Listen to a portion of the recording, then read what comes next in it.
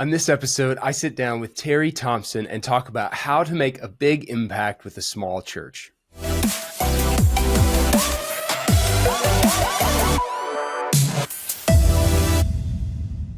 hey, everybody. Welcome to another episode of the Church Leadership Lab, where we get to have conversations that empower healthy churches. My name's Scott, and I have the pleasure of hosting this podcast and am really excited for another conversation today that hopefully is going to encourage you, strengthen you, and help you lead your church well. Now, before we jump in, I want to invite you to do things that would help us, which would be get the word out for this podcast. Now, you can do that in a number of ways, from sharing this with somebody, subscribing, leaving a review. All of that helps us get these episodes into more church leaders' ears and hopefully help empower more healthy churches. So if you could do that, we would so appreciate it. Now, today, I'm going to sit down with Terry Thompson. Now, Terry Thompson is the founder of Small Church USA, and previously he led Rock Point Church in Crawfordsville, Indiana for 24 years. Now, under his leadership, Rock Point was transformed from an unhealthy, struggling church revitalization project of 20 people to a thriving church of over 1,000 on Sunday morning worship gatherings. Now, he's also the founder of Small Church USA, a vibrant revitalization ministry that helps churches across the nation. Now, Terry is a high-energy leader who loves life, is always on the lookout for a good adventure, and when he's not engaged in ministry, he likes things like sports and hunting, travel, and the outdoors. Terry and I had an awesome conversation about all things ministry, all things churches, but in particular, what are some of the strengths of small churches? What are some of the challenges that small churches face? And how can small churches do more ministry with less time and focus on the things that matter most? So really excited to bring this conversation to you. Now, we did have a little bit of technical difficulty with the video during this conversation. So if you're watching this on YouTube, you'll notice it looks a little bit different. So we apologize for that. But nonetheless, this was such an awesome conversation. Tons of wisdom and fruit and great things coming from Terry that we're really excited for you to hear, to learn from, and to grow. So without further ado, my conversation with Terry Thompson. Well, Terry, thanks so much for joining us on the podcast. We appreciate it. We're excited for this conversation. Thanks for being here. Hey, it's great to be here with you. I'm excited. Awesome. Well, hey, one thing we ask everybody who is on the show, you have the kind of the public bio, right? The thing everybody hears, but there's always something that doesn't make the public bio. All your friends and family would know about you. So what is that for you? Well, probably what they know is I'm a thrill seeker. All right. So I'm adrenaline junkie. I love adventure. Like roller coasters and stuff? Way beyond that. Oh, like we're talking okay. skydiving. I've been to the Amazon jungle. I just last week in Belize was swimming with sharks and stingrays. A little more than roller coasters. A little more than roller coasters. Yeah, a little more. You know, Yeah. I've driven a NASCAR 10 laps around the Daytona International Speedway. I love it. So anything like that, like I'm up for. Yeah. So What's next on your bucket list? What have you not done? Oh, wow. That's a great question. It just kind of like whatever comes along that I haven't done yet, like I want to do it. You just say yes to everything. Pretty much. Got it. Yes. man, I love I that. am the opposite. The opposite. So is my wife. So Great, she thinks good. I'm nuts, you know. No, I love it. Now, okay, big thrill seeker. This might be hard, but what is like top of the list as far as this is as crazy as I've gotten? Yeah, you know, jumping out of an airplane, there is nothing that compares to that. Yeah. Like there just isn't. So, there's no roller coaster I've ever been on that comes close to jumping out of an airplane. How many jumps do you have? 3. Okay. Yep. All right. Yeah. Damn. That's 3 more than I want ever. Yeah, I love it. I have a friend who, his son, we kind of have a group where we're raising our sons together, kind of pouring into them, developing them, and all that stuff. But one of the things is kind of helping them get over certain fears and things like that. Well, his son's afraid of heights. And my buddy's one of my best friends, but he also, he's like, let's go big or go home, right? And so he's like, hey, to get over, he's like, what do you think? And the boys are 14. He's like, what do you think about taking up skydiving? And I was like, You know, baby steps. I don't know. I don't know if skydiving is the right, like, get over your fear of heights. Although we'll see. We'll see if it happens. One way to face it, right Yeah, there. yeah. Or petrify him for life. Exactly. Exactly. That just might do the opposite Cured too. or So traumatized yeah, I don't know. Man, well, hey, I would love to jump in and honestly just hear from the start, kind of, what's the vision, what's the heart behind Small Church USA? Yeah, so I was a youth pastor in Indianapolis, Indiana for 12 years, and then an associate in Columbus, Ohio for 2 years, so two very metropolitan areas. Yep. And then God called me to Crawfordsville, Indiana. My first lead pastor position. Crawfordsville is a town of 15,000 people in west central Indiana, very rural farming community. Yeah. And I went to a church of 20 elderly people that had been in steady decline for 10 years. Wow. And so Kelly and I were 35 years old, and the average age of the church was 64 years old. And it was really before revitalization was even a word. Yeah. So we didn't know what we were doing. We just went in, how do we get the church healthy and growing again? And so we just started like just doing, okay, what do we think's the right thing to do, and how do we follow the Bible to grow a church? Yeah. And God just started to do some really miraculous things. And over the next 24 years, that little church grew to a church of over 1,000 people on Sunday mornings. It's amazing. And it was just super cool. And so a couple of years ago, I handed the church off to a next generation pastor, did a succession plan, which was really great to do. And but over the 24 years that we were there, a lot of pastors and churches reached out to us that were small, decline, status quo, just whatever, and just said, "Can you help us?" Yeah. And so I didn't have a lot of bandwidth when I was leading the church, but when I got it handed off, I thought, man, we need to do this very intentionally. Yeah. And so we started Small Church USA. And so in the last several years, we work with about 100 churches over 18 different states, and just helping them create a strategic plan to get growing again and get healthy again. Yeah, that's fantastic.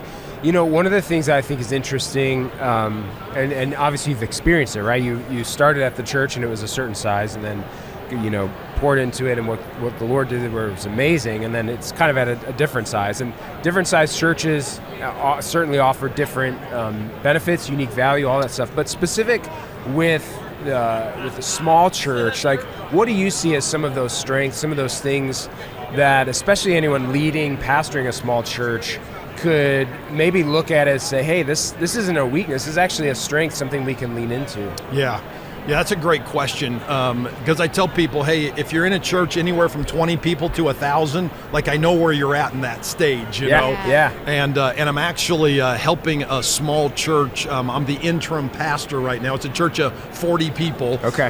Helping them revitalize right now. It's awesome. And so, you know, I think the beauty of a small church is just that family atmosphere where you really do know everybody, and it really can become much more of a family than a church of 1,000 people can be. And so in rural areas where, you know, those communities are very important to people, much more than in a metropolitan area, man, that context is really neat. And then you can be a part of the community, really on a grassroots level.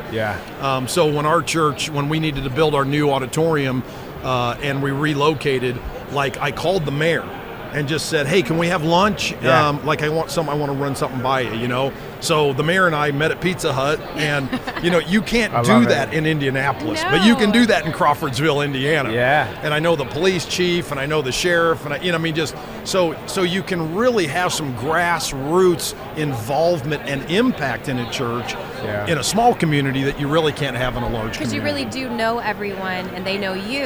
So there's like relational equity just by numbers. Very much so. Yes, awesome. Very much so. It's really a cool thing to be a part of. And I think too, like, I'm guessing that, like, that with that comes needed longevity, right? To show, hey, I'm here, we're for the community. But man, the type of belonging then that people can have, community with one another. And I was just my wife and I were at a bigger church in the Chicago area, just kind of visiting for a special service, and there were some really amazing things they were doing, but it was also like very easy, walk in, walk out. Yeah. Nobody knows who I am, you know. Right. And a small church, it's like, I know, you know, when people aren't there, you call them on their cell phone. Hey, just checking in. How are you? Right. You know, that's a huge advantage. Yeah. When we started at Pleasant View, like every week, I would call everybody in the church and Because just you check could. on them because I could. Wow. Right. Yeah. You know, so Yeah. just sit down at night and just call everybody and you know, Yeah. just see how they're doing. Yeah. So Well, one thing I know that can be a disadvantage, that can be difficult, and I'm sure you experience this, is at a smaller church, typically you don't have a large staff or a staff at all, Right. other than you, right? Right. And sometimes bivocational, all of that. But there's still things to do, and there's still a church to shepherd, an organization to run, you know, all of that. And so I'm curious for you, what advice would you have for pastors, church leaders who are feeling that? Like, there's a lot to do, a lot on my plate, and it's just me. right. And how do I kind of do it all? Yeah. We run into that question a lot with our pastor cohorts that we do with Small Church USA, where they're like, I just don't have all the resources, you know? Yeah. And I think the key to that and what we encourage them is you need to prioritize and simplify, right? okay. What are the priority things that our church needs to do to make the greatest impact to get us to the next step, but you can't do everything. Yeah. So prioritize what are the things we have to do really well, and then simplify so you don't burn all your people out and you're not trying to do everything because you don't have the resources to do Right. everything. Not Yeah. day one. Yeah. Correct. That makes a ton of sense. Correct. Well, how can churches dig into that? Like, so in the prioritization process, you know, is it, man, I'm maybe it is jumping into a cohort or some other people who can kind of help because they've been there. Is it, you know, asking your people, hey, what do we need? Where do we need to go? Like, how do they kind of dig into that to figure it out? Yeah, so most of the pastors that reach out to us will say something like, you know, our church is stuck or we're status quo or we're in decline or something like that. Yeah. And then they say, and I don't know what to do next. Right. Right? So it isn't that they don't want to do something. They Right. just don't strategically know, like, what's the next step I have to take or need to take. Yeah. And I think that's sometimes where an outside voice can be really helpful. Sure. Yeah. From somebody that's been down the road a little further than you've been. And that's what we try to provide. But just reaching out to another pastor, an organization to say, hey, where do you think I ought to go from here? Yeah. Because, you know, I know like for me in Bible college, you know, they taught me how to study the Bible and all of that, but I never had any lessons on organizational leadership Right? Yeah, or yeah. strategic leadership, Yeah. which is really what you need Yeah. in a ministry to grow it.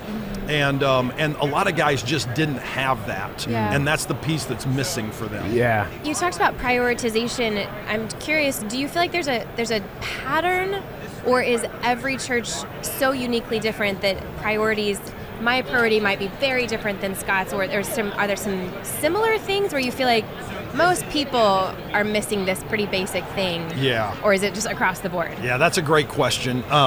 You know, I think there are some basic things, like when we work with churches, we have them do different evaluations. Okay. And I will tell you this, that when they do the evaluation on really what are some of the top priorities of the church, preaching, prayer, evangelism, Sure. and the multiplication of leaders or discipleship, most of the churches will come back and say our greatest needs are evangelism and the multiplication of leaders. Sure. So it's really that's the mission of the Great Commission, So right? that's like the common theme that you see. And there's a common theme Yeah. where if a church is struggling, but they're not evangelizing Sure. and they're not making disciples, then that's why the church is struggling, Right. right? And so some of those things, just helping them come to the realization that, man, this has to be a priority. Yeah. Those two things will, in and of themselves, like turn a church Kind of around become the roadmap. if you make that a priority. Yeah. Yeah. Interesting. Yeah. You know, one of the things that I noticed on your website that I love is that you call out, you know, that you exist to strengthen both pastors and pastors' wives, and really looking at, the couple as we want to serve both.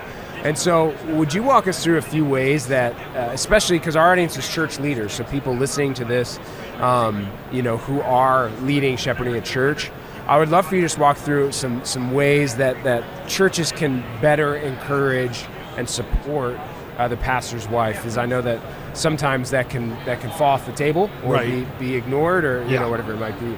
Do we need to call Kelly over to Yes, help I answer do. this question? Kelly! Phone a friend.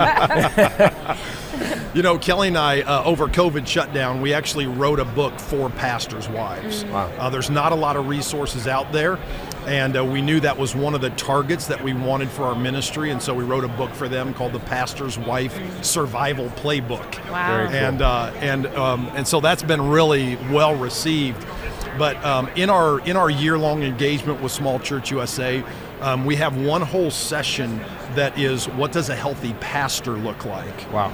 And then we have a whole nother session, what does a healthy pastor's wife look like? Yeah, Okay. so good. And so we get to really target that, and like the pastors' wives, when we get done with that session, after the guys go back and they work with their wife through asking some strategic questions, they come back and say, thank you, because nobody asks us those kind of questions. Yeah. And so they really are kind of the unsung heroes that we desperately need to be healthy, but nobody really is intentional about doing that.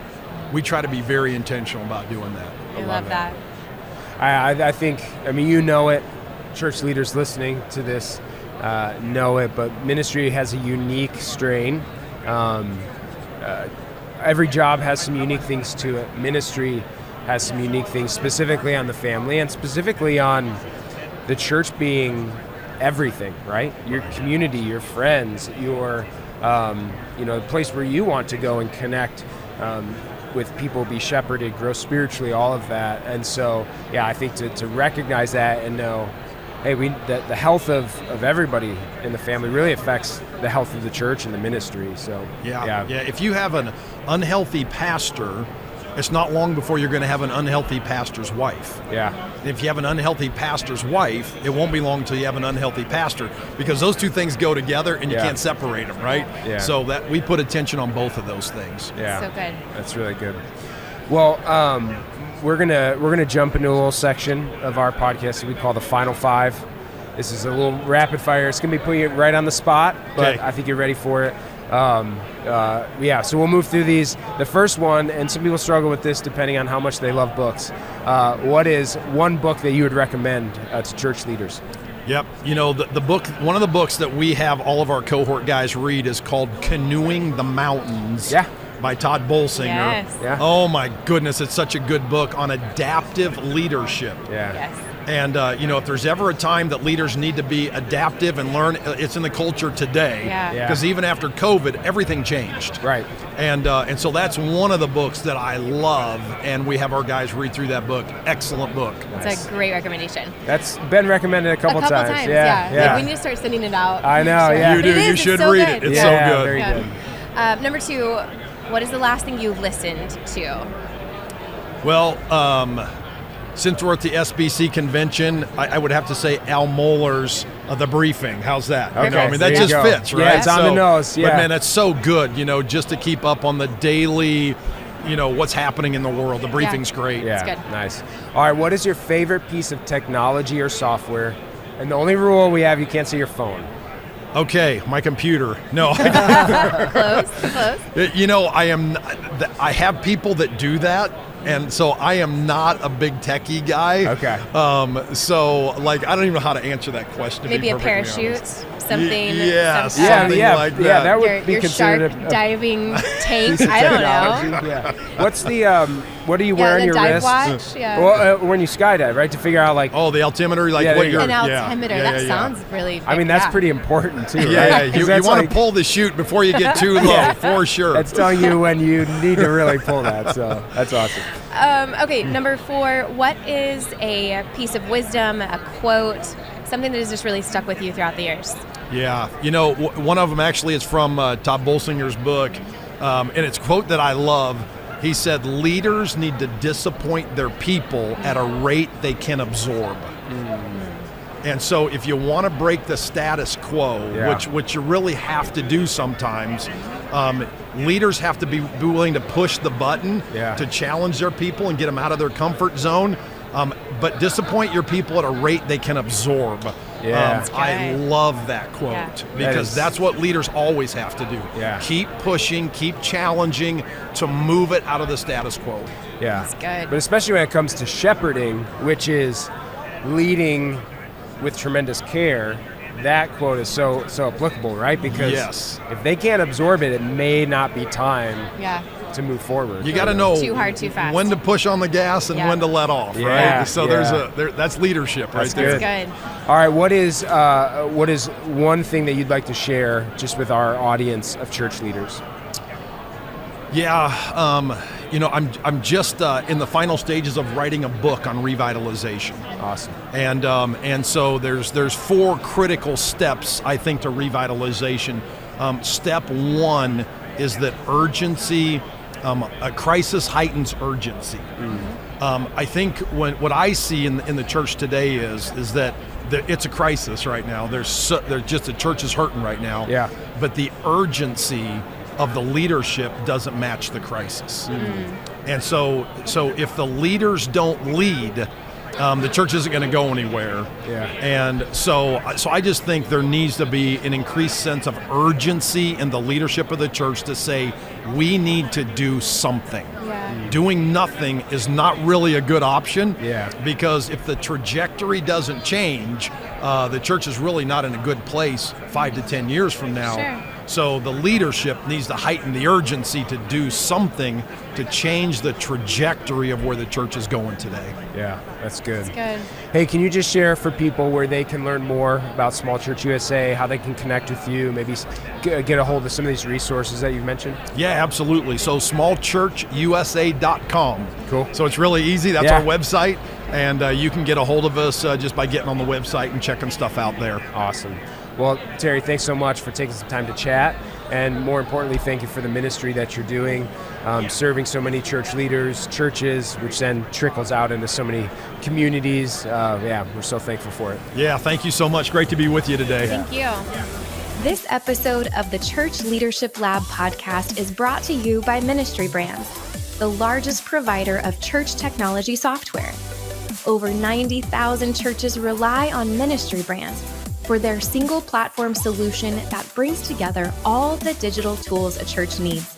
From online giving to websites to church management software and more, Ministry Brands is leading the way in simple to use, innovative solutions, all with the goal of empowering healthy churches. To learn more, visit ministrybrands.com.